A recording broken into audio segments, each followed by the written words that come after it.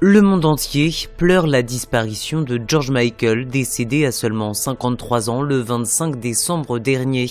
Une émotion qui n'a pas de frontières et qui va jusqu'en Chine.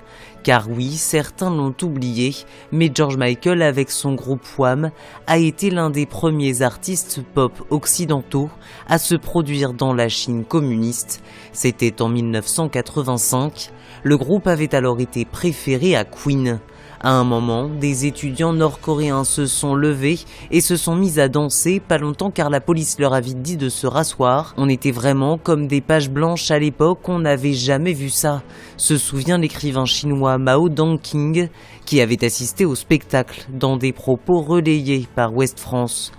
Je considère que cela a été un privilège de se trouver dans cette position-là. On était en quelque sorte des ambassadeurs, avait commenté George Michael au sujet des 2 concerts événements que le manager de Wham, Simon Napier-Bell, avait mis plus de 18 mois à organiser. En 2005, dans un livre, il avait raconté les nombreux déjeuners qui avaient été nécessaires avec le gouvernement pour que le groupe puisse se produire en Chine. Un acte politique qui rappelle que la star et son art avaient aussi une portée historique.